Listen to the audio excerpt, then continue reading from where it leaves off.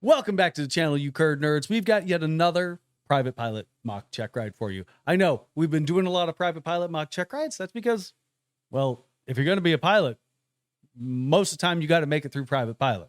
So most pilots are going to end up needing private pilot training and a private pilot mock check ride. But we always learn something new. We always meet yet another person and learn all about their training history, what they've learned, what they haven't learned, and whether or not they're prepared for their private pilot check ride. And well, the student you're about to see isn't necessarily 100% prepared. That's what mock check rides are for. To see, are you prepared? Are you ready to go drop $500, $600, $700, $800, $1,200 on your private pilot check ride? Or would you rather hang out with me for an hour or so to see if you're ready before you go drop that money and possibly screw it up? Right? But before we get into that mock check ride, I just want to show y'all, we got some new merch. It's awesome. You guys got like cheese for eyeballs and stuff like that. There's other stuff. You can find it down below. But without further ado, let's get into the mock check ride. I just want to get this recorded so that there's no like questions later. Are you okay with me using this recording of your mock check ride for social media content, whether it be Instagram, YouTube, TikTok, or whatever other weird social medias happen to come out? Not Truth Social. I can promise that it's not going to end up on. You can use it for whatever weird social media stuff you want. All right, sounds good. So what I like to do is get straight into systems, or well, let me roll it back a couple seconds. I go over the little script that every DPE is going to go over. All right. They usually start with a script. They're probably going to read it off of paper because it helps them cover their ass. Makes sure that they cover all the dots their crosses their T's, dots their I's, burns their bridges, so that there's no questions. So we've got they're going to go over your documents, right? Your logbook, your photo issued, your government issued photo ID, medical certificate. If you need glasses, obviously bring them. I recommend a spare set too. Make sure you've got up-to-date charts, supplements, etc. If you use an iPad, I always recommend having a paper backup, or at least have the stuff also on your phone. All right. Then they're going to go over the 3 different outcomes of a check ride, right? We got satisfactory, unsatisfactory, or incomplete. All right. Satisfactory just means that you are consistently within inside the standards. It does not necessarily mean that you don't fall outside the standards, and it does not necessarily mean that you can answer every single question I ask. It means that you are going to be a safe pilot. It means that according to the ACS, you are meeting the standards. And if you momentarily fall outside the standards and you provide a prompt and appropriate correction to bring yourself back within the standards, it's all good, right? I like to use the example for steep turns. Okay. You drop 5 knots slow on steep turns. It doesn't mean you failed your check ride. It means, oh crap, I'm a little slow. Apply power. You brought it back in. Okay. Then we have unsatisfactory. It's something nobody ever wants to hear, but it does happen. Don't let it get you down. But unsatisfactory really just means that you're consistently outside of the standards. All right. You have to look up every question. You have to look up every answer. Or the examiner has to prevent a pilot deviation, a damage to the aircraft, damage to person or property on the ground. The example I like to use is at University of North Dakota. They had a student that didn't set the parking brake well enough on their after start checklist, they didn't set the parking brake well enough when they went to start the engine. So when they went to do their after start checklist, they let their feet off the brakes thinking the parking brake had it. They're staring down, not paying attention to their peripheral vision. It rolled into another airplane and sliced it all up. Obviously, if the DPE has to prevent something like that, you might want to just call it a day. Should be like, it's gonna be a short check ride. Yeah, it'll be a pretty short check ride. But I have also seen people fail check rides for not having a taxi diagram out while taxiing. Seems a little unreasonable, but it happens. All right. Then I print my taxi diagrams off, but I usually just use Forflight. They pop up when you land. Yeah, and that's a great option, right? Yeah. I love that. I use Garmin Pilot just because I fucking hate Apple. That's fair. But then we've got incomplete. All right. Incomplete, if you're really curious about the reasons that are appropriate for incomplete, the regulation for them is 6143 Bravo. And it's things like safety of flight, weather, illness, lack of time. I'm not prepared, or I didn't do my cross-country plan. not an appropriate response. I've done stage checks for UND and students show up and they're like, sorry, I didn't have time for my cross country plan. Are we still going to go? I was like, well, you just failed. So Oh no. no. Give me 1 second. I'm Yeah, no sorry. I'm problem. gonna put my dog in the other room.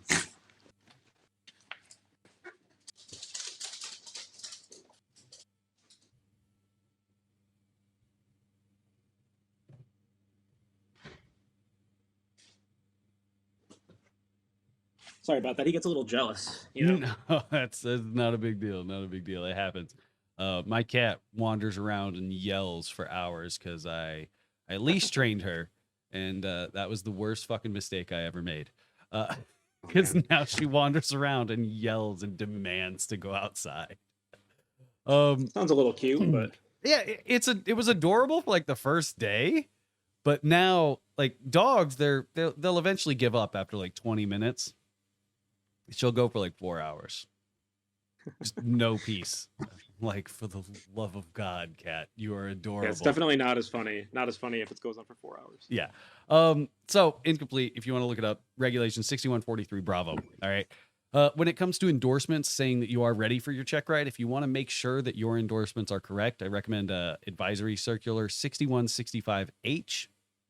The appendix in the back is going to have all the endorsements that are required, and it breaks it down Barney style. So like if you're going for recreational pilot, it says you need these endorsements. Sport pilot, these endorsements. Private pilot, these endorsements. All right. And I know you probably don't know about it because you're not an instructor, and that's like our Bible when it comes to making sure that we don't fuck this up. All right. So my instructor uses it a lot when he writes the endorsements out. Yeah. Yep, and I will write those things verbatim because I'm not gonna end up with a problem, right? Now, the last question the last question the DPE is going to ask before everything starts is: have you read and understand the standards that you're being held to according to the ACS? Right. They're also going to say, do you in the event that you need any breaks, bathroom, water, whatever, just let me know. It's your check ride to fail. It's not my check ride to fail you on. Okay. If you need to go to the bathroom, if you need to take a break, take a break. There's no need to burn yourself out and miss much questions. Okay. Now, any questions so far? No, I don't think so. All right. I like to get into systems because if you don't know your airplane, the rest of the check ride's probably not going to go too well. All right. So what can you tell me about the engine in this aircraft? So it's a Lycoming 0235, horizontally opposed, normally aspirated. It's got 235. It's got 235 cubic inches of displacement. Right. It see. How much power is it? It's carbureted, right? Hmm? Carbureted engine. 110 horsepower. Not sure what else. Yeah, I mean that's not bad. That's not bad. RPM I might include 110 at 2550 RPM. Okay. Right. That's the only other thing I might add to it. How big your propeller is. Not like you're changing it, right? Yeah. What kind of gas can you put in this thing? We use 100 low lead. I think the POH says you can use 100. All right. That's probably it. What color's 100? I think 100 is clear. 100 is green. 100 aviation Green, fuel okay. is green.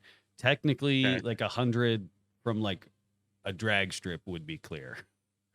Okay. Yeah, I know the 100 low lead is blue. Yeah, Yep. but I've never used the 100. Yeah, it's really hard to get. You'd have to go to like Canada or something. Okay. So how much gas does it hold? It holds 26 gallons. 24 and a half of that is usable. Awesome. Now, why is only some of it usable? It's just the shape of the wing. You always get a little bit that just sits in the tank. All right. Doesn't make it into the feeding tube. Awesome. Now, if you were to, you are doing your training. Let me look at you're down. Oh wait, no, you're way up there. Okay. Now let's say you wanted to take your airplane down to Florida and it was just going to spend the rest of its life down in Florida. Do you know where to look to see what weight of oil you should be using if you were to take it down to Florida? So you mean for the warmer temperatures? Yeah, for the warmer temperatures. It would be in the POH in section 6. Or sorry, not section 6. It's on page 6. But Okay, so you know what page to find Not it sh- on. Yeah. All right. That's not information that you need readily available. The POH is always going to be in the airplane, right? Yeah. You know what page to find it on. It's good enough for me. Awesome. Now, those are limitations. Let's get into your. There we go. Now, what are some primary flight controls on this aircraft? Primary flight. Yes. So the ailerons, the elevator, and the rudder. All right. What about some secondary ones? So we got a trim tab right on the right side of the elevator. We got flaps. That's it. Yeah, that is it. All right. Awesome. Yeah. Any hydraulics? I'm pretty sure there are, and I'm trying to think of what it is. The brakes. Brakes are definitely hydraulic, right?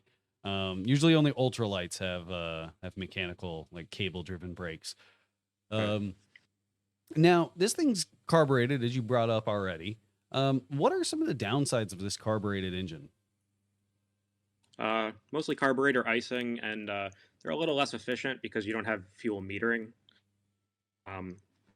Those are probably the two biggest ones. All right. Now, you brought up carburetor icing. Why are carburetors susceptible to carburetor icing, and fuel injection airplanes aren't susceptible to like induction icing, right? They are a little bit more they are susceptible to induction icing, but it's gonna be real damn cold, and it's gonna be some really shitty weather. Well, the carburetor's got the venturi, right? So it narrows the cylinder that the air is going to go through. So it's it goes faster in that area. It's got a lower pressure, temperature drops. All right. So if you get humid air, you can build up some ice in there. All right. Now, one thing that a lot of students usually forget is the fact that fuel is getting vaporized in there as well, or atomized or vaporized. All right. You remember from physical science back in middle school, latent heat absorption. When you have something that changes from one state of mass to another state of mass, or it's the state of matter to another state of matter. So when something changes, it's going to use energy. Well, it's going to absorb energy from the outside area, right? In the form of heat from the air. Yeah. Yep. So it's going to pull more heat out of the air in endothermic reaction. Yeah. Exactly. So a fuel injected airplane, there is still somewhat of a venturi when it comes to that throttle body. There's still a restriction. You still get that acceleration of air. It's not necessarily as drastic as a carbureted venturi, but as you brought up, you've got that endothermic reaction of liquid fuel changing from a liquid to a gas, causing about a 30-degree temperature drop, depending on the moisture, depending on how much fuel is actually vaporizing. All right. Now, this thing's equipped with a primer as opposed to, well, have you ever driven a carbureted car? No. No? Okay. Then that loses that frame of reference. Well, so why would I use my primer as opposed to just pumping the gas, right? This thing has a little primer thing. You twist it, you pull it. It's like a little syringe. Why am I using that? If you use the primer, you're putting fuel right into the carburetor, I believe. You're using I think the accelerator pump on the throttle goes into the cylinders. So primer goes into the carburetor. I might have that backwards. Yeah, you've got that backwards, right? The accelerator pump is for when I jam that throttle. All right. Then I give it a little squirt of gas to make sure the engine doesn't die. The primer is going straight to the intake ports. All right. If you go to page, it's 7-18 in your POH, PDF page 114. You got that fuel diagram? Said 114? Yes, PDF page 114. Oh yeah, I see it here. Yep. Okay. All right. So you see engine primer. It says 2-cylinder intake ports. Yeah, I had it backwards. Okay. Yep. It actually injects it into 3 of them. For some reason, it doesn't inject it to all 4 of them. I don't know why. I think it's because technically 1 cylinder, the valves are always going to be closed. At least 1 cylinder, the valves are going to be closed on, but I don't know how it. Right, yeah. The one in compression. Yeah. Yep. Now, if I did just pump the throttle, right? What am I risking? guess you could risk an engine fire if you pump too much fuel in there. Yep. Yep. Because remember, it's an updraft carburetor. So where's the carburetor mounted? Is it on the top or the bottom of the engine? The bottom. Yep. So where's the fuel going to go if I flood that carburetor? Can up into the engine. No, since it's on the bottom, it's actually going to fall out of the engine. Oh, The fuel's okay. just going to drip out of the engine into the cowling. Okay. Yeah, I didn't think about that. Yeah, Okay. and there's pipers that burn down every year because they have such a tighter cowling that the fuel doesn't like flow out of it as easy when they do that. There was a Seminole in Chandler, Arizona, that the guy started the left engine, which is the engine where the emergency exit is, and then he started the right engine by pumping the throttle as opposed to using the primer, lit that engine on fire while the left engine's running. So he had to, try and fight the fire. The fire didn't go out, and he had to emergency exit through the fire. That's not ideal. Yeah. No, there's definitely better ways to exit, right? Yeah. So this thing's obviously got an electrical system because you got radios and whatnot. What can you tell me about this thing's electrical system? So it's a 28 volt electrical system with a 24-volt battery. It's alternator driven.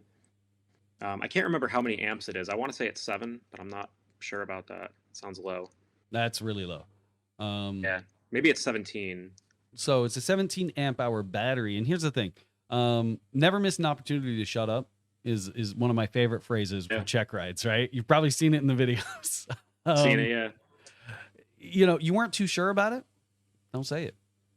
Okay. All right. You can obviously read through the POH a little bit and actually get the information. It's a 60 amp alternator and a 17 amp hour battery. Now, what is that 17 amp hour, or technically 17 amp hour is the nicer one. The stock one's 14. Now, what does that mean to you when you hear a 14 amp hour battery?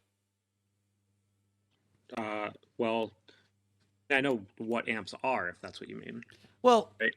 So amps, yep, it's a unit of how much power is getting pulled from or how much power is flowing through a circuit, right? It's a rate of current flow, yeah. Yeah, rate of current flow. So if I pull 14 amps out of this battery consistently, how long is this battery going to last? An hour? Yeah, it's an hour because it's a 14 amp hour battery, right? So when we look down at our circuit breakers, right, that's the max amperage that circuit could pull, right? 5, 10, 15, what have you. So that's a great way to kind of estimate. Like the answer is there. Yep, that's a great way to kind of estimate how much battery life you're going to have in the event of an alternator failure. Right? Yeah, that's true. So you've got an ammeter in your aircraft, right? Mm-hmm. Now, what would you do if you saw that ammeter was showing a negative? If it was showing a negative, well, then I know that the battery's starting to drain, right? Okay.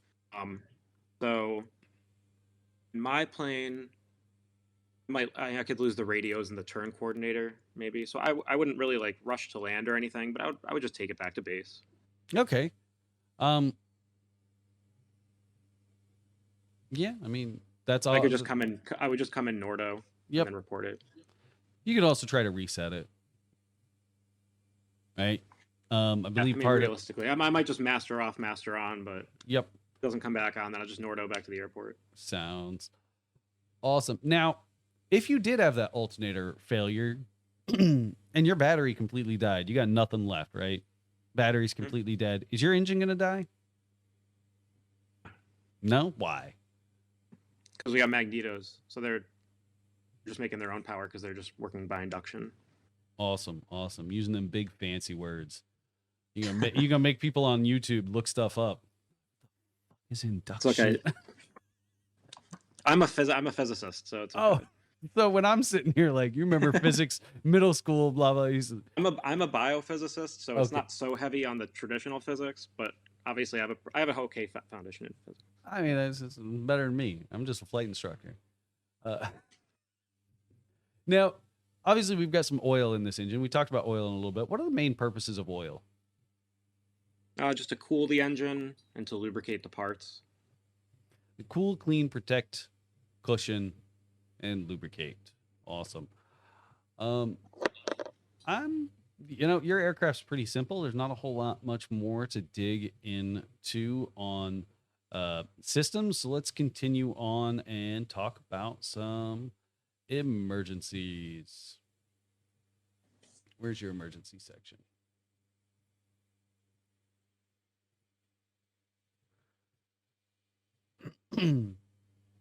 Now, talk me through what you're going to do if you have an engine failure immediately after takeoff.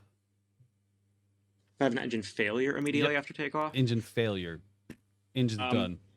if I'm pretty low, if I literally just took off, I'm just gonna go right for best glide. I'm for best glide, and in this plane it's 60 knots. And I'm probably gonna just be looking, 30 degrees left, 30 degrees right. I'll be turning. It's pretty, depending on what runway, there's some more options than others. But just in general, I'd probably try to turn into the wind to go as slow as possible and then land under control in whatever is in front of me.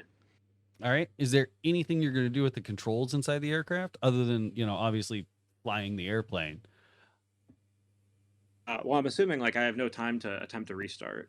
Okay. No time to make a call. I mean, I would probably right before I touch down, I would probably turn everything off. Right. Yeah. I mean, you got mixture cut off, fuel shut off, ignition off, master off. We're trying to prevent a fire, right? Yeah. Last thing you want just to like do. any just like any forced landing though. Like before you land, unless maybe I needed the flaps, I would keep the electrical in just for a minute. But Yep. Turn the engine off, turn the electrical off before you land, before you touch down. Probably I was thinking maybe prop the door open, but again, you don't have a lot of time, so maybe that would happen, maybe not. Yeah. Believe me, I've ended up. I had an engine failure at 80 feet one time. It happens quick. Yeah, you don't have a lot of time. Yeah, you're on the ground in a few seconds. Yeah. I mean, I had enough time to get the gear up and belly land it, but other than that, there wasn't a whole lot going on.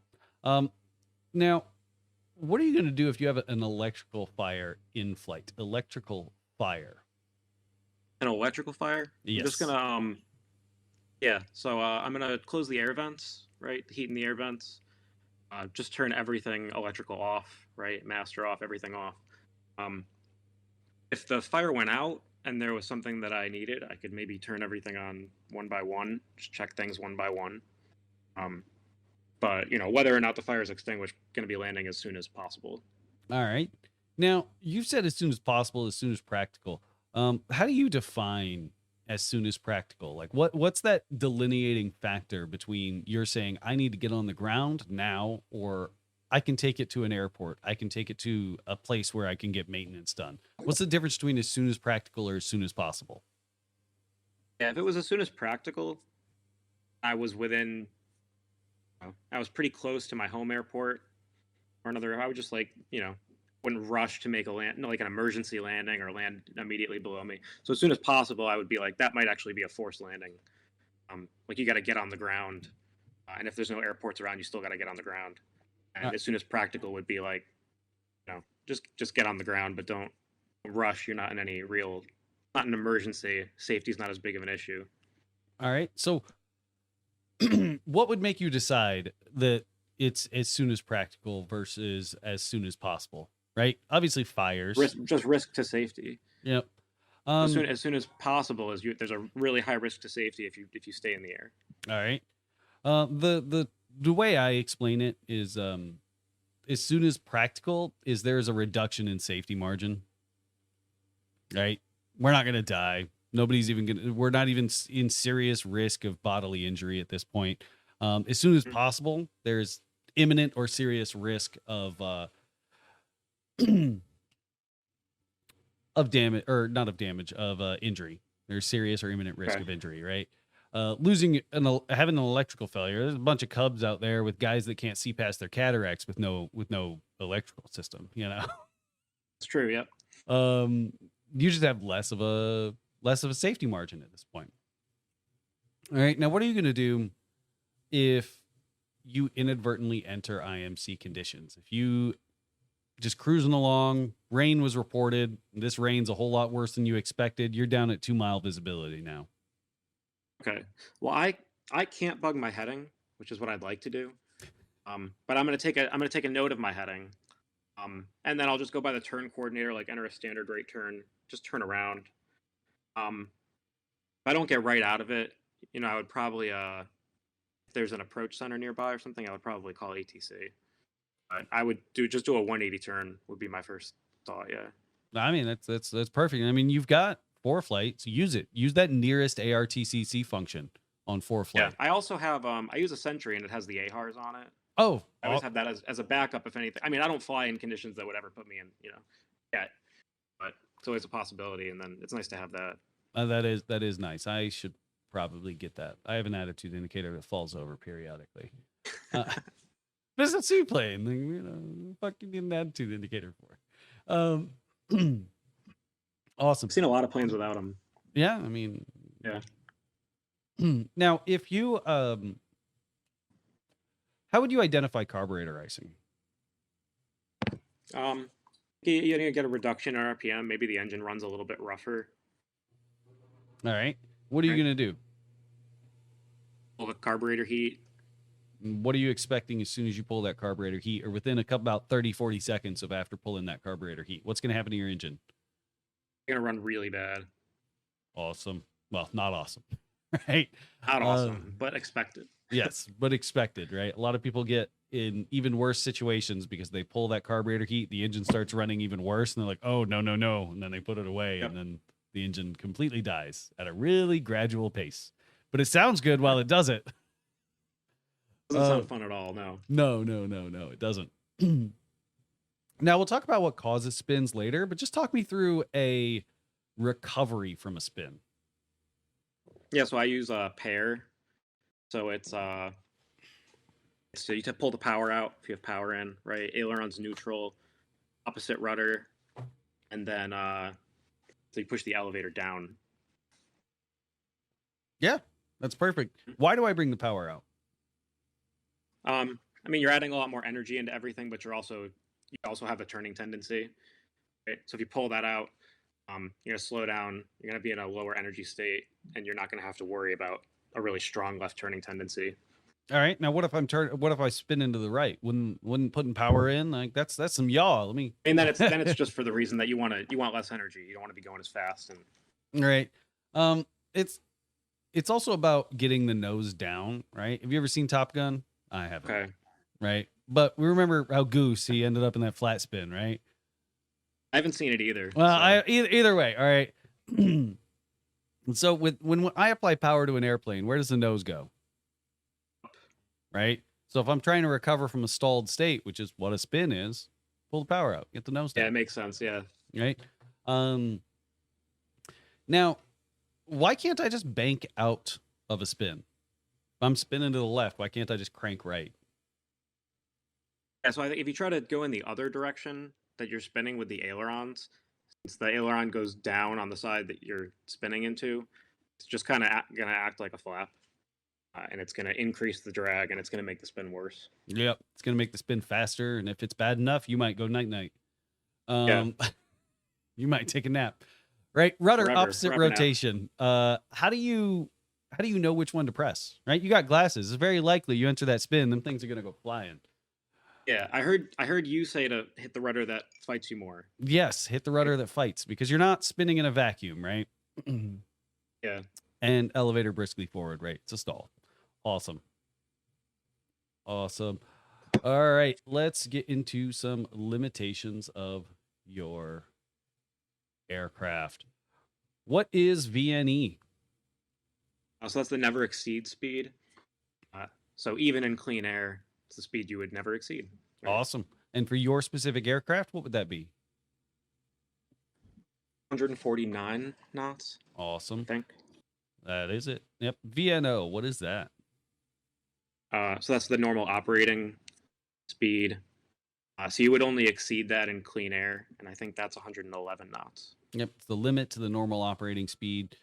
Your POH refers to it as maximum structural cruising speed. Other POHs refer to it as the normal operation limit.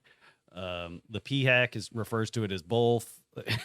Believe me. Okay. I don't know if you've read through some of the comments, the amount of like arguments over that specific V speed. Oh no, I haven't, but I believe it. It's God, it is rough, right? What is VA? Maneuvering speed. All right. Now, if I am above VA, What would I risk if I made a full and abrupt movement of a control surface? Might rip that surface right off your plane. I might make the wings do the last letter of the YMCA, the Yeah. YMCA, because whatever. Uh, right. So your maneuvering speed, it changes with weight. Well, all maneuvering speeds change with weight. So what's the bottom range at like the lowest weight? 1350. What would your maneuvering speed be? I'd have to calculate it. It would be lower, Mm-hmm. right? Because it's proportional. But I'm not sure what it would be at that. Well, what's weight. your what's the placarded maneuvering speed in this air? 104 knots. 104. 1670 at full gross. Awesome. So why does it change with weight? I think the amount of damage it's just based on your lift, right? If you weigh less, the amount of lift you need to counteract your weight is reduced, so your maneuvering speed is reduced. Well, we know that, so when does a stall occur?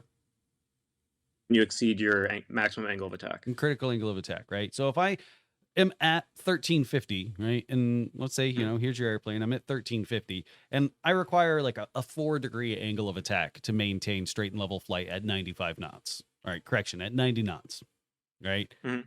Now, if I take this thing all the way up to 1,670 pounds, I'm going to require 8 degrees of angle of it, just throwing out numbers, 8 degrees of angle of attack. Well, if I stall at 12 degrees of angle of attack, down at 1350, I have 8 degrees of angle of attack that I can apply to this aircraft in the way of generation of lift.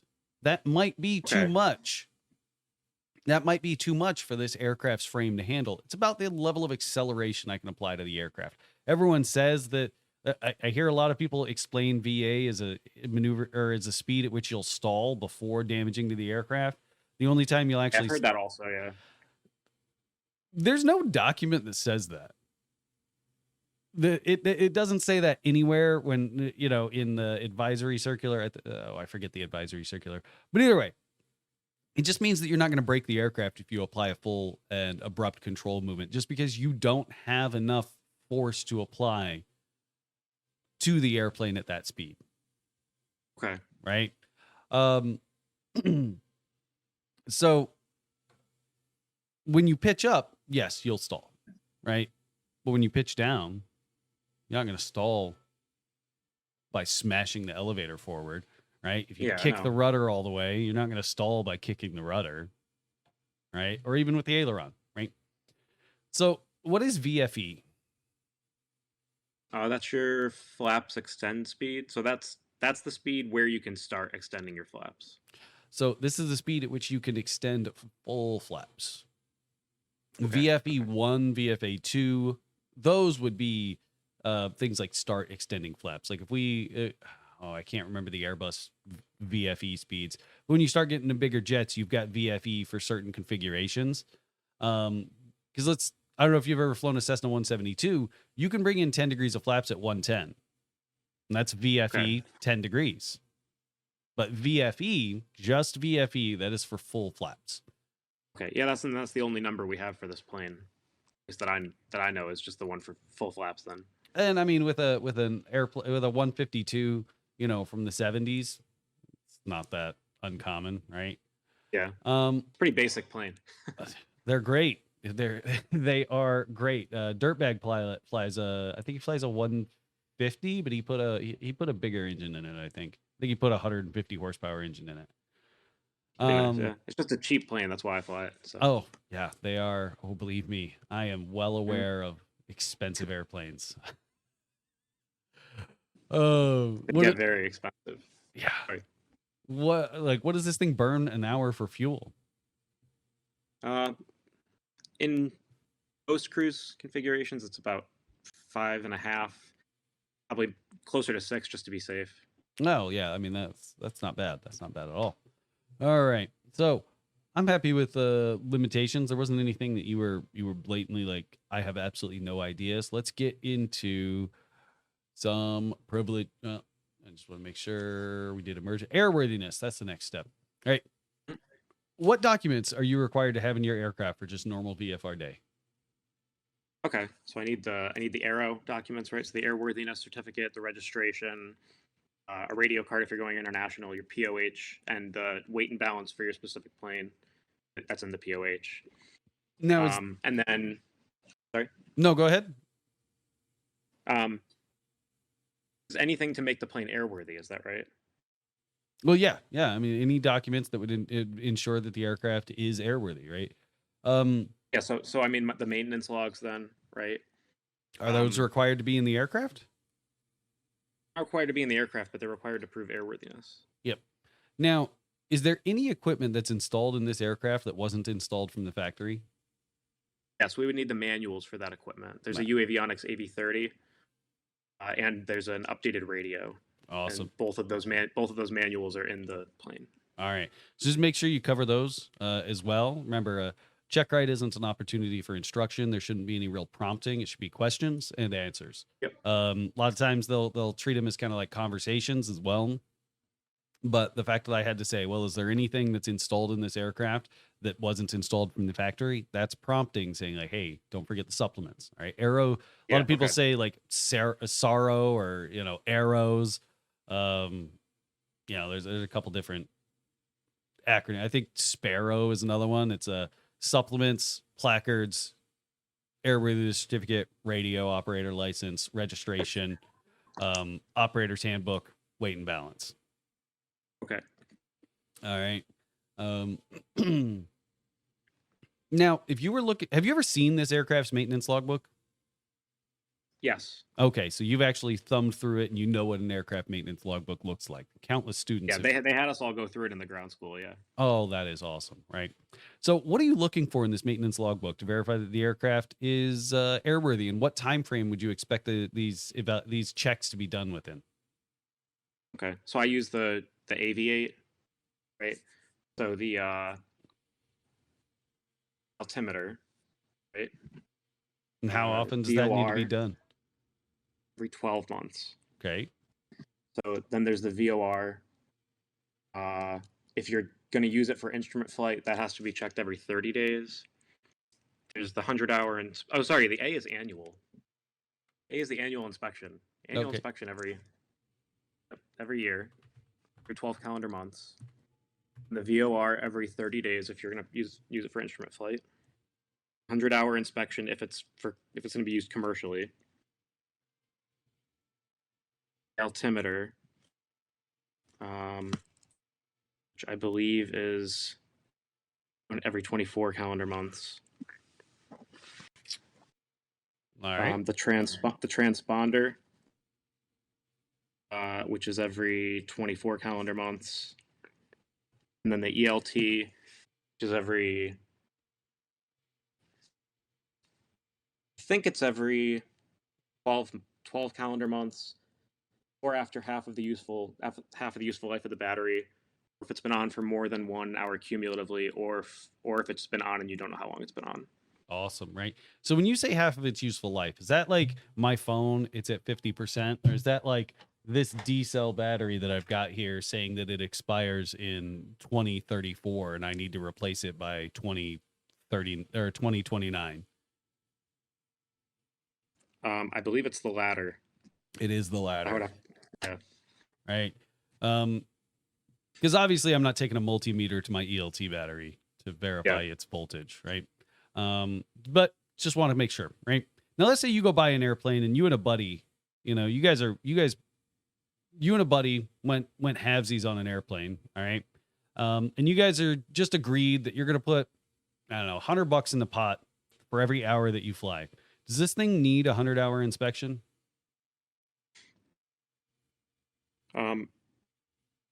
Well, this would be getting paid, right?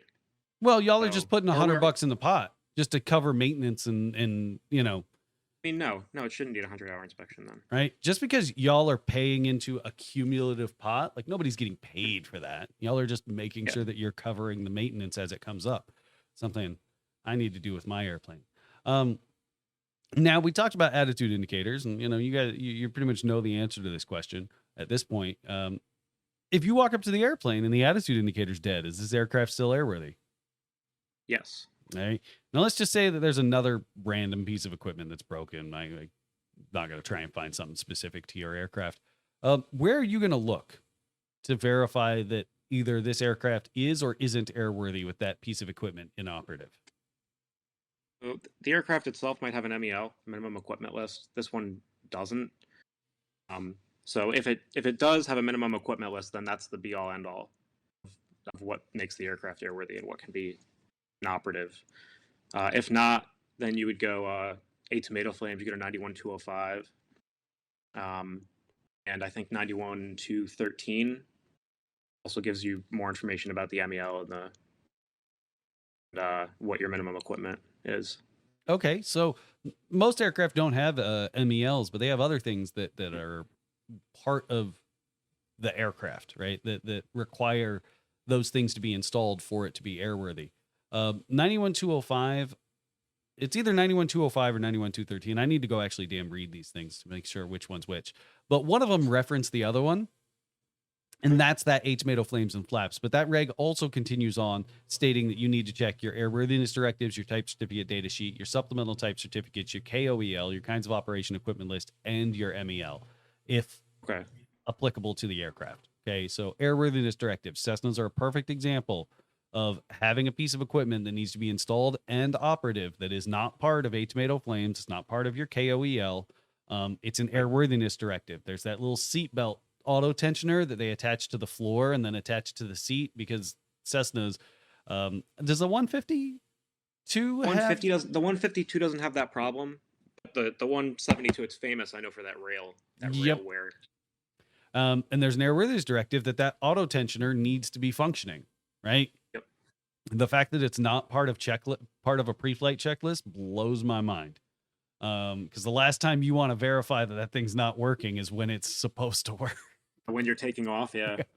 All right. And then you also got your type certificate data sheet. I know this one seems a little stupid, but like, it's all the equipment that was installed on the aircraft from the factory. Like, if it says it needs ailerons, it needs ailerons. Mm-hmm. Right? STCs is another good one. Changing out of a prop, right? The original prop that you've got on your airplane might not require a spinner. But with this STC, a spinner is required. KOEL, the example I like to bring up is my aircraft, it's a seaplane, but in its KOEL, the water rudder is required. But if I don't intend on using it on the water, it's not required. Airplane's airworthy. I just can't put it in the water. So let's go back to the airplane you and your buddy went half-seas on. Do you guys need a landing light in that thing? No. Nope. Now, let's say you start renting that thing out. Does it need a landing light now? Now it does, yeah. Awesome. Congratulations. You passed your private pilot's license. Yay. It was easy. So what can you do now that you couldn't do before? So I can carry passengers. I can fly in Bravo airspace. Can land at a Bravo airport, which you think you can do with an endorsement that you never get, right? I never give a student one. Yeah, exactly. I could show an airplane, right? If I was trying to sell it, I could show an airplane if I had, I think, 100 hours at 200. least. Oh, sorry, 200 hours. 100 hours is for gliders, right? I could tow a glider with forget how many hours of experience. I think you need to do simulated or real. I think it's 3 hours. All right. Sorry, I'm fishing. But... Yeah, and that's where we're getting back to the never miss an opportunity to shut up. Like, if you want to have those answers ready, you know what most people are going to be okay with is like, you know, how can you make money, right? I can tow gliders if I get the appropriate training. I can sell aircraft if I have more than 200 hours. You do charity work. I can do charity work. Mm-hmm. Right? Because it's going to be like, what can you do now that you couldn't do before as a student pilot? I can fly with passengers. I can fly at night. I don't need an endorsement to go to Bravo airspace. I can do preventative maintenance. I can do preventative maintenance now. You know, I think student pilots can do preventative maintenance because it just says certified pilot. Really? I thought student pilots were specifically excluded. Oh, but I might be wrong. You know what? You're probably right. I'm going to have to dig up that advisory circular because I wouldn't let a student pilot do preventative maintenance on a fucking airplane. Yeah. I wouldn't want to do it. Well, I mean, No. but it's mostly just changing fluids. But Well, it's changing fluids. You can change tires. You can change spark plugs. There's all kinds of stuff. You can clean injectors. Um, really, okay. yeah, there's all kinds of stuff that you can do. Um, under the guise of preventative maintenance. Some of the weird things you can't do is like check your ELT, where an ELT test is literally turn it on and listen for it. Did it Yeah. work? All right, it The worked. checklist. But nope, you can't put that in the maintenance logbook as complying with that. Yeah. So this was a fun little gotcha question that some people really struggle with because it seems pretty innocuous. Complicated words. It seems pretty basic, right? So let's say you had a family member come visit. They flew into the closest Bravo airport. They rented a car from Hertz because they like being hurt. And they drive out to you. You take them flying. They're like, "Oh my God, this is awesome! Yay!" And then they say, "You know what? I'm just going to return my rental car out here. I'll split the gas with you for you to just drop me off at the Bravo airport. Does that sound good to you? Is this okay?" Talking about splitting the cost of the flight. Yeah, that's what's Does it make- happening. They're like, "Yeah, I'll split gas with you. You just drop me off." I guess it would be okay if she's just paying her pro rata share. So are you going to that Bravo airport with a common purpose? No, I know we don't have a common purpose, but I thought if we paid if she wasn't paying me more, No, I'm not 'cause making any money, and it's just that's the weird thing. The FAA views flight time as compensation. Can you right. transport? But that's why we can only pay the proportional share, right? So if she's splitting it, isn't that the proportional share? So the proportional share is when you have a common purpose. If you both are going there, right? Because what constitutes private carriage? It's providing transportation for compensation or hire from point A to point B Okay. without a common purpose. The only reason you are operating that aircraft at that point in time is to provide transportation, which seems really weird because we do that shit with our cars all the time, right? Somebody's like, Yeah. I'll give you gas money. I know it's frustrating. Yeah, I didn't realize that. I thought that as long as you paid your proportion of the flight, I thought that you could do that without a common purpose, but no, I guess not. Nope. There always Okay. needs to be a common purpose. Because, like, let's be honest, the next thing that happens is I start offering to my buddies, like, hey, don't worry about driving to the airport. Let's just split the cost. And now I'm getting a reduced flight cost. I'm getting flight time at a reduced Yeah, cost. I get it. Right. Makes sense. Yeah. We'd end up with Uber or the skies, which is a Okay. terrifying thought. Oh my God, that's a terrifying thought. All right. Even busier traffic patterns. I know. I couldn't imagine. What's the weather visibility required for Bravo airspace? Or, For visibility? Bravo, it's 3 statute miles and clear clouds. Awesome. What do I need to hear from a Delta airspace to ensure that I can enter that airspace? Just two-way communication. So you would have to hear your tail number after you contacted them, and it would have to not say like stay out of the Delta. Yeah. Now let's say we are at a Charlie airport, right? And the weather turned to crap, but it's locally, right? The weather's at 2,000 foot ceilings, 2 mile visibility, at this Charlie airport. But again, it's local, right? It doesn't extend more than 3 or 4 miles from the airport. You can even see the blue if you look far enough, right? Mm-hmm. Is there any way you could leave this airport? I mean, as a private pilot, I don't know. I could get special VFR. There it is. But I believe you have to be instrument rated for special VFR. Special VFR at night is instrument rated. Oh, okay. Right? Because then what's the point of special VFR if you got to be instrument rated? Just get an IFR clearance at that point. Yeah. Right? Okay. Like I know I have gotten IFR clearances to leave my airport. When I went to Oshkosh And last right year. outside, it's nice. Yeah, when I went to Oshkosh last year, I picked up IFR at my local airport. I actually got a clearance void time and stuff because I'm in an uncontrolled field. And I flew for about 30 minutes until I was like right near Green Bay because Green Bay was VFR. But up here near me, up at Sturgeon Bay, it was IFR. Okay. So I punched through the clouds, flew on top for a while, and then once it was VFR, I was like, "Hey, Green Bay, I'd like to cancel IFR so I could fly to Oshkosh because I didn't file the paperwork to get an IFR clearance into Oshkosh." And they're like, "Okay, have fun. How much gas you got?" I was like 4.5 hours. They're like, "All right, maybe you'll make it in before you run out." Uh, Oshkosh is. I don't ever recommend flying into Oshkosh. I did it once, and I'm like, "Oh God, this is miserable." I've seen the air traffic aftermath. It's insane. Oh, it was bad. And then there was some LSA or some sport thing or something that decided to join in on the regular airplane, the certified airplane, route, and their Mhm. cruise speed was like 50 something knots. So everyone's out here dropping their flaps to stay behind this guy. Oh yeah. Because he Yep. wanted to land on the main runway because he had a pretty red, white, and blue something or another. Either way, it was really frustrating. Um, so let's get into some aerodynamics. What do flaps do for us?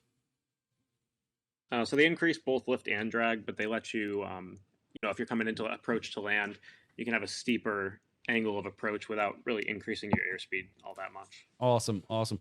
Describe to me kind of the aerodynamics at play when a stall happens. So usually you have a sort of laminar flow of air over the wing, and as you approach your critical angle of attack, the air becomes turbulent, especially over the wing.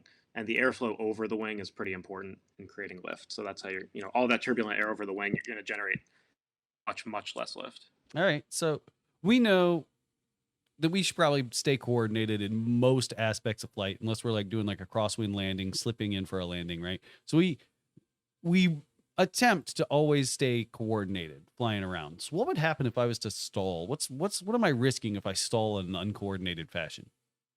Spin. Right. So what are those 4 phases of a spin? So there's the entry, the incipient, the fully developed, and the exit, the recovery. Yeah, the recovery, right? We talked about the recovery. Hopefully the recovery. Yeah, hopefully the recovery. Knock on wood. Um, I've never failed to recover from spins, so I can bat in 100 right now. If that's either way. Now we've got the entry, the incipient, the fully developed, and the recovery. Awesome.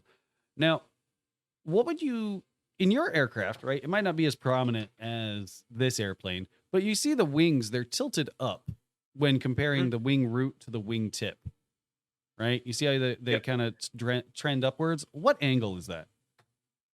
Dihedral. Dihedral. If it was opposite, if the wings were tilting down, what would that be called?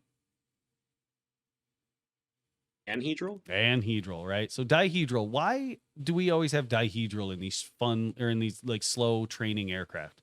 Like, what is it doing for us?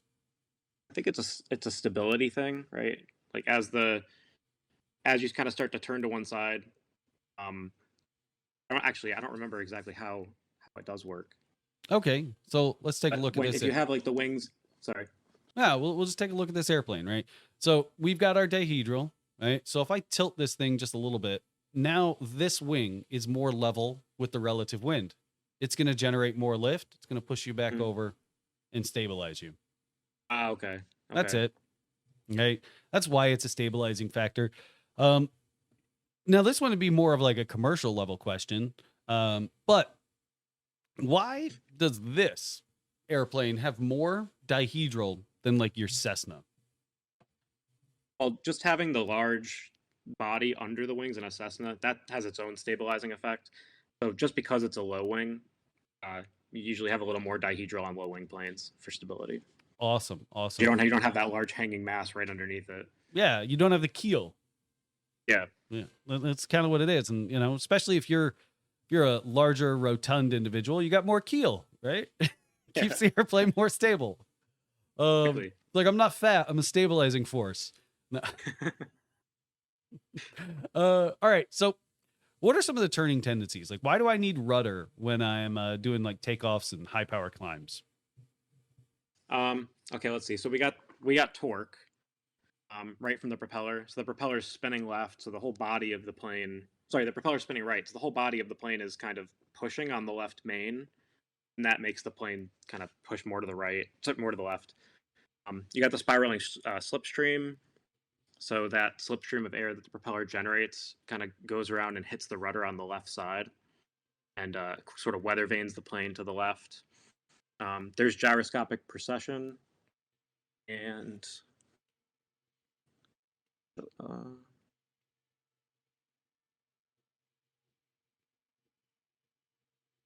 another one that I forgot. So P factor or asymmetric propeller loading, right? So gyroscopic precession. Can you explain to me what gyroscopic precession is? Yeah, when you have a large spinning mass that acts as a gyroscope and you apply a force to it, you're gonna that object is gonna feel the force in the same direction at 90 degrees Yep. in the direction of rotation. Yep. Right. So I mean, as go ahead. So no, as you lift the plane off ground, or if you're at like a higher angle of attack, you're sort of applying a force to the top of the propeller, right? So you're going to feel that force in 90 degrees around in the direction of rotation. Yeah, that's it. Well, the example I like to use, is bicycles, because damn near everybody's ridden a bicycle, right? I haven't met anybody yet actually my mother-in-law never rode a bicycle. She has no idea how to ride bikes. So this example doesn't work for my mother-in-law. But when we think about a bicycle, right? Bicycle tire is a spinning object with mass. When we apply a torque to a spinning object with mass, the resultant force is felt 90 degrees in the direction of rotation. That's like the definition of gyroscopic precession. All right. So when I'm riding my bicycle, do I turn by turning the handlebars? No. You turn by tilting your body, yeah. I turn by tilting my body. So when I tilt over, I'm applying a torque to the tires. I'm applying a torque to the axle, which is connected to the spinning object with mass, which is the tire. And the resultant force, 90 degrees in the direction of rotation, I travel in the direction in which I'm leaning. Now, when we apply that to a propeller, spinning object with mass, it's rotating to the right. When I pitch up, it's just like applying a torque to the propeller hub, which result in force, 90 degrees in direction of travel. I'm pulling. So it's a right turning tendency when you're actually taking off. That's why the FAA, I think they refer to them as turning tendencies now, as opposed to left turning. Yeah, they stopped calling them left turning tendencies, yeah. Because they're not always left. All right. I'm happy with that. Let's get into some aeromedical stuff. I'm assuming you're comfortable with your medical and all that jazz. Let's talk about oxygen use. When is it required for you to use oxygen? So I think from 12,500, 14,000, you have to have it available for the crew if you're going to be up there for more than half an hour. Okay. And if you're going to be above 14,000, I think you have to make it available to everybody. Okay. So it's not made available to the crew. The crew need to wear it above 12.5 if they're going to be up there for more than 30 minutes. Okay. Okay. The crew will have it on above 12.5 over 30 minutes. Okay. Okay. As soon as you hit 14, you better have it on. Okay. Above 15, everyone needs to be supplied it. Okay. Now, when we say supply, does that mean I can have one cannula and two kids in the back and they can just kind of share it? No, everybody needs their own supply. Everybody needs their own supply. Awesome. Awesome. Let's say you were flying along, you got chilly, you turned the heat on, and then your passenger passed out. What do you think happened? Carbon monoxide, maybe. All right. So what kind of hypoxia would that be? Oh, I don't know the types of hypoxia. All right. It's hypemic.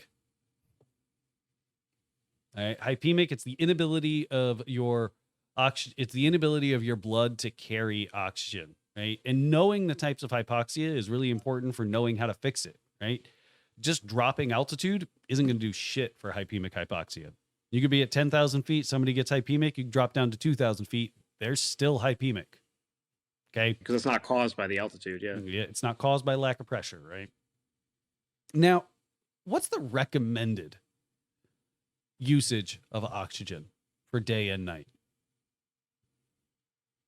I know we know the legal requirements, but the recommended is day above 10, night above 5. Do you know why night is so low? No. So our eyeballs, they work harder at night, right? Because you're just using more oxygen. That's the theory. That's what's happening, right? For some reason, your eyeballs don't provide you the same like sensation to breathe more, like using your muscles do. Right. So if I'm jogging for a while, for like 2 minutes, I'm gonna be like, life is miserable. Why did I run? But I get that sensation to breathe more to prevent me from getting hypoxic. Well, my eyeballs are just like, I'm gonna burn all of this oxygen, but I'm not gonna tell you about it. Okay. Right. Fair enough. All right, let's get into your cross country planning. Let me just make sure.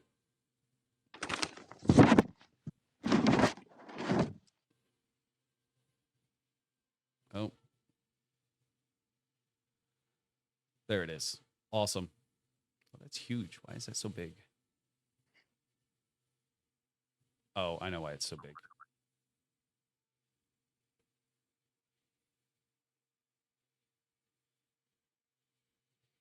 Because it's massive on my screen.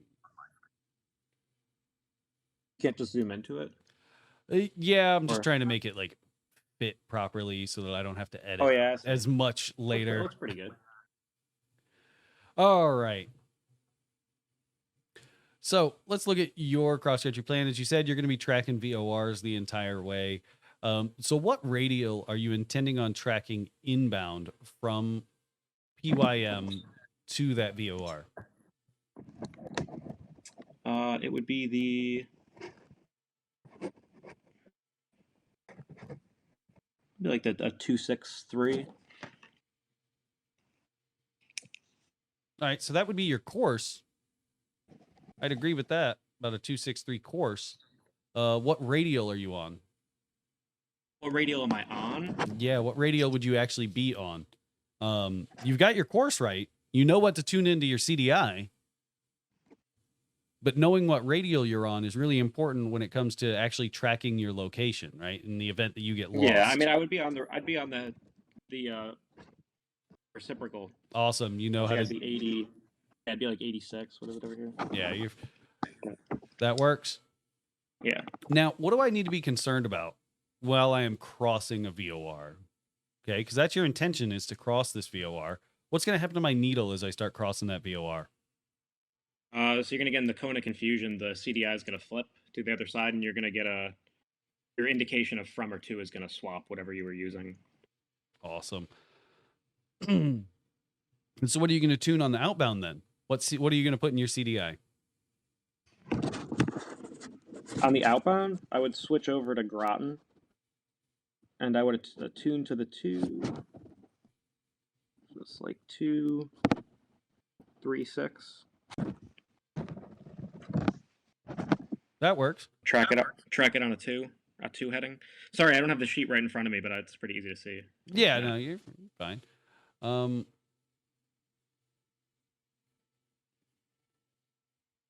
Yeah, that makes sense, right? I saw this N right here. I was like, wait a minute. Is this VOR that fucked up? Thinking that north was way over there. I was like, what? I was like, whoa, what is up with this VOR? Right. Now, you've got this airport that we're taking off from, and then you've got this airport that you're crossing over. Why is this one filled in and this one blank? I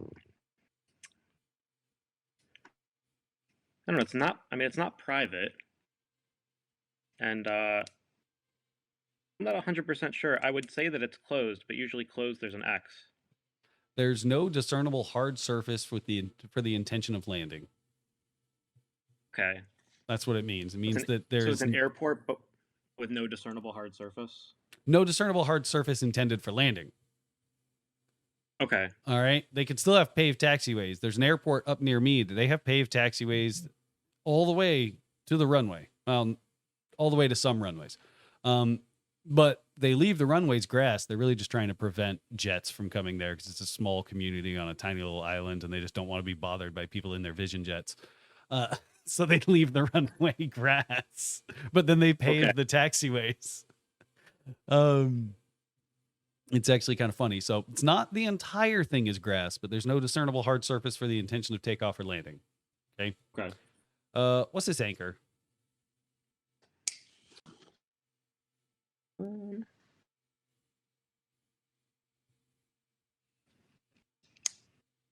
mean, look at it.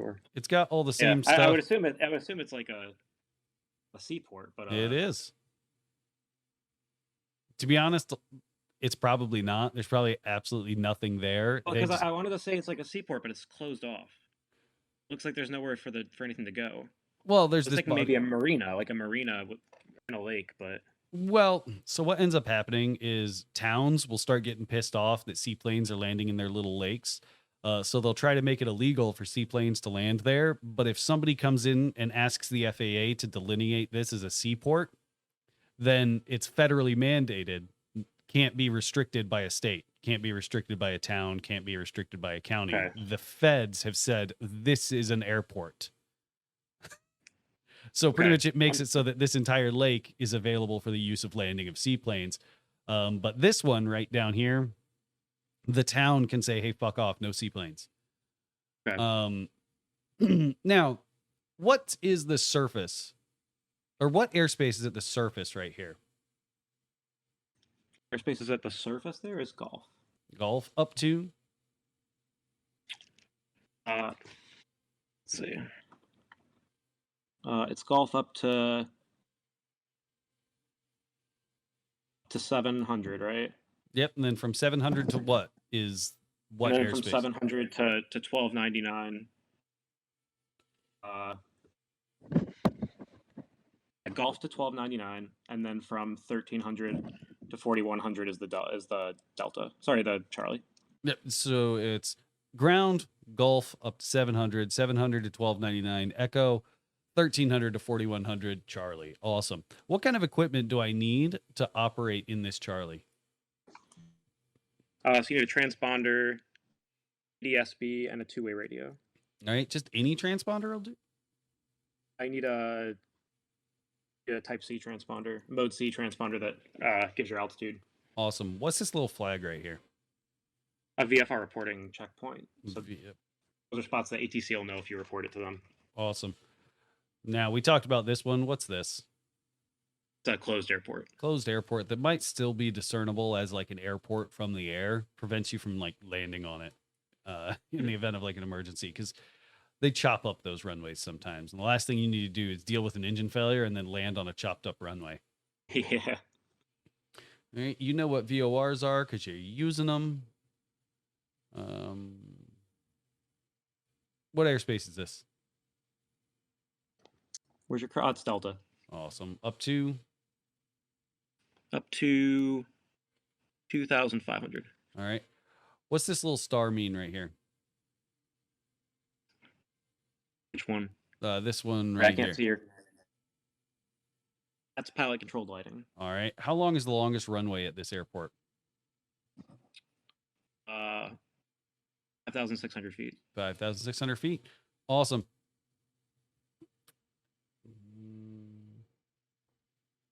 Looking for one more thing before I'm happy. Come on. Y'all must just not.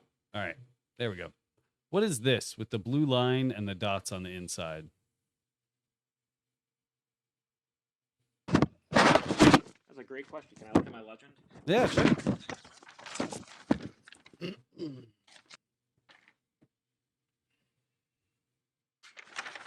map is way too large.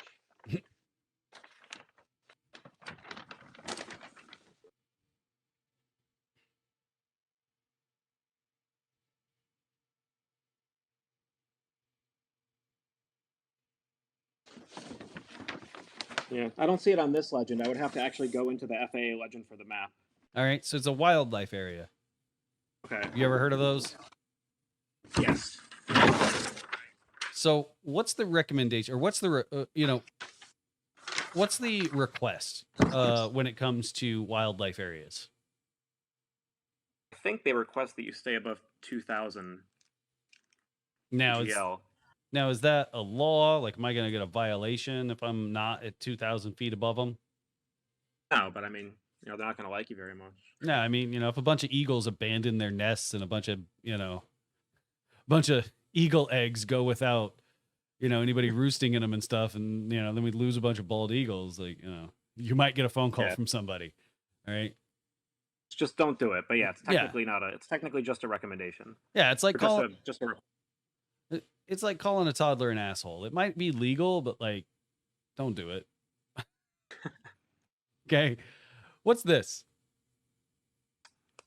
That's a restricted area. Awesome. Restricted area 5602. Any way I could get clearance into this airspace? Yeah, I mean, you can check on the sectional and see what times, it's an active restricted area, and ATC could just clear you through it. Awesome. So I could request a clearance. What's this? What's the black 6050? Mm-hmm. So looks like we're in a Tersa. Yep, that's exactly what it would be. Am I required to contact anybody if I'm operating inside a Tersa? No, I don't think so. No, they are voluntary. What is? I think you already said it, but what is this? Blue 37. That's the maximum elevation figure. Okay, so if I was to fly around at 3,700, am I safe? Am I going to smack anything? No, they give you a buffer based on whether, there's two different types of obstacles. There'd be like the man-made obstacles and the natural obstacles. And they give you at least a 100-foot and generally closer to 200-foot buffer on everything. Awesome. All right. Damn, y'all have no. Is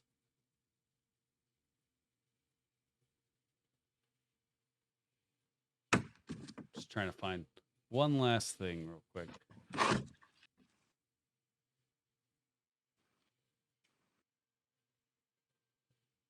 There it is. What is this gray route? I believe these are routes for instrument flight. I thought that's what these blue ones were. So the gray ones, are military training routes. Okay. Right. The IR is instrument, right? VR would be visual. Either way, they're military training routes. Stay off of them. Right, you can cross them, just don't use them as like navigation sources. Don't like follow them on ForeFlight. Like, well, if it's good enough for the military, it's good enough for me. Stay out of the military's way. Exactly. What is this? Why is it white and speckled?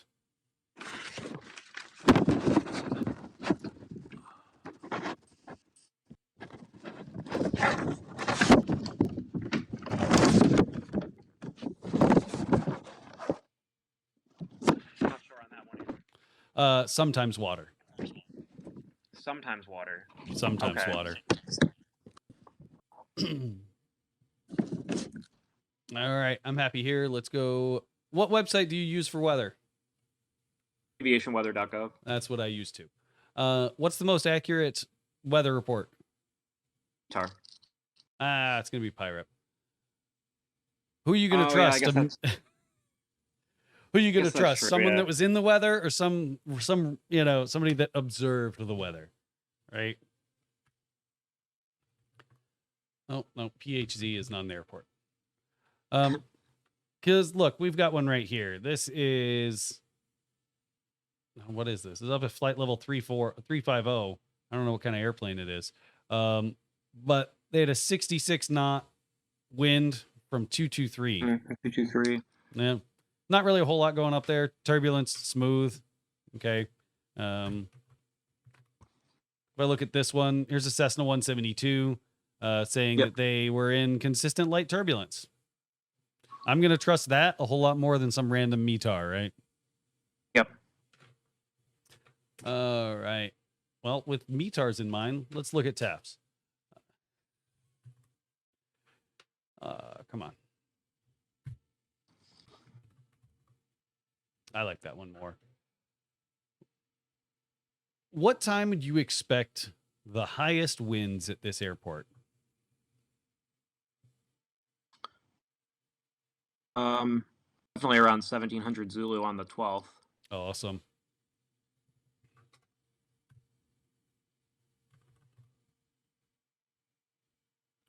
What time is the lowest ceiling?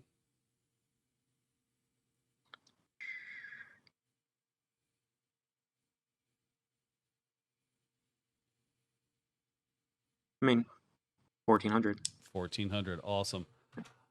Weather's pretty straightforward, isn't it? It is, yeah. All For right. the most part. What are the 3 things you need for a thunderstorm? You need unstable air, moisture, and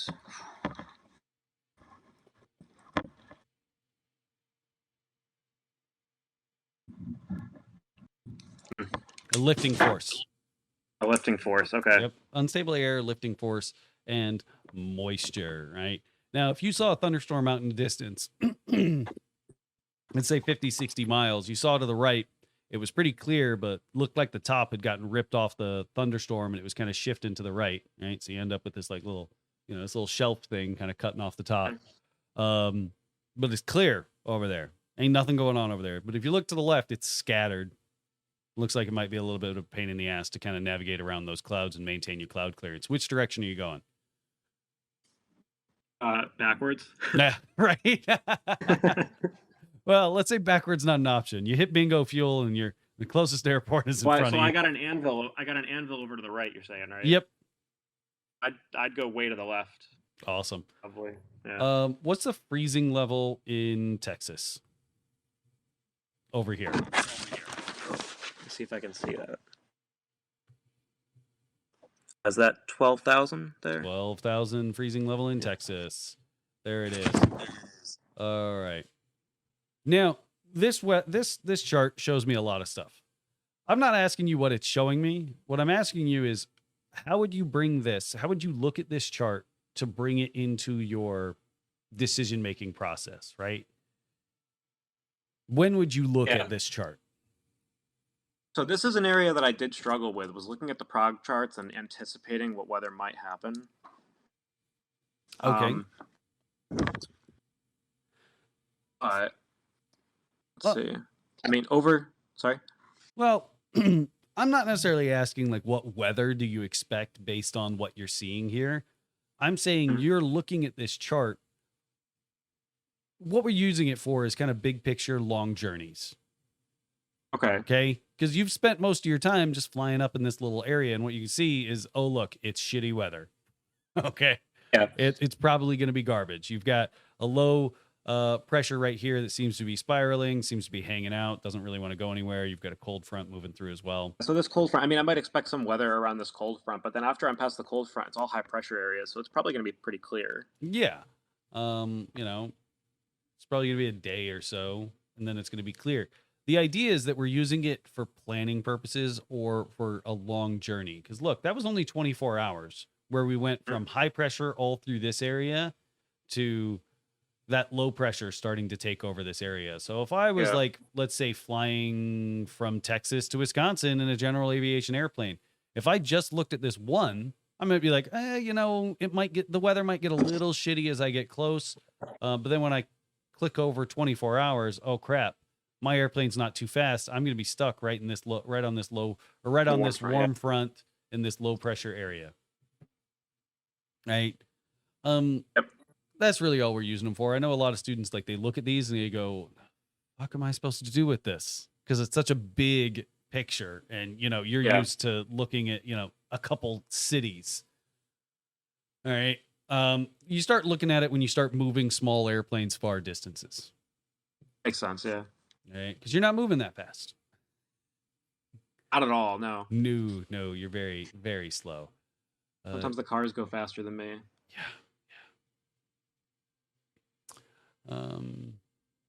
Oh, look, they have pyreps on this thing now. Oh, that's awesome. They put a lot of new stuff on the site. I like it a lot. Yeah, this is so much better than what it used to be. Yeah. Like you got pyreps, you got all right. Either way, I'm happy with that. What questions do you have for me?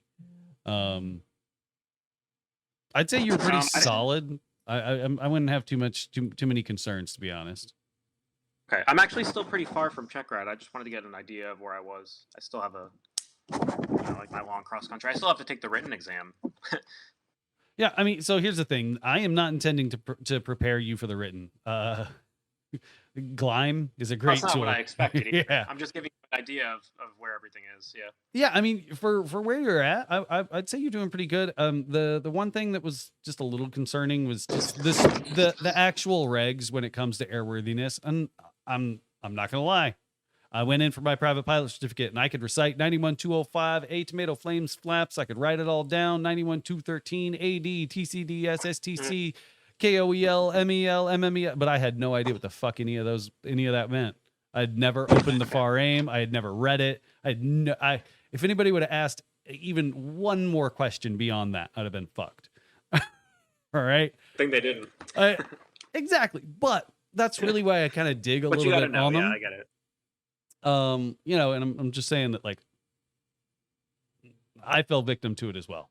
The regulations, remember, you're not supposed to be moving people from point A to point B with your airplane.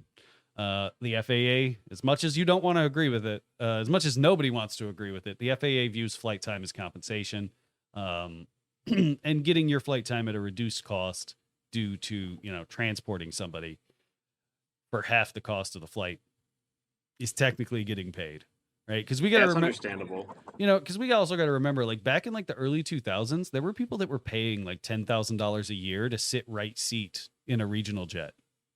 Because the hiring had slowed down that much.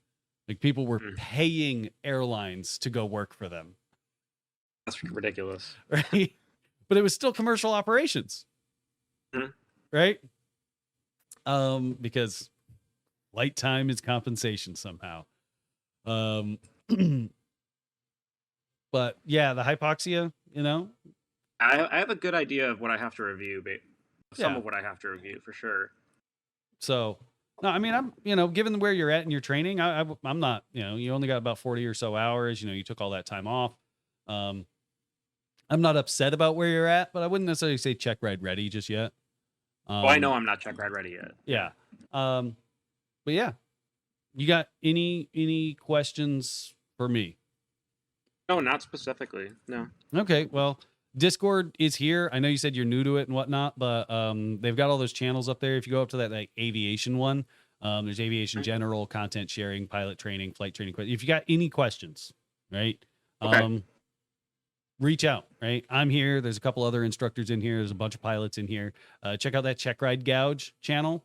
There's a bunch of people who have taken their check ride and have explained explained their check ride in there, right? Okay. That sounds good. Yeah. So yeah. All right. You enjoy the rest of your day, man. Thanks. You too. Have a good one. You too. Bye.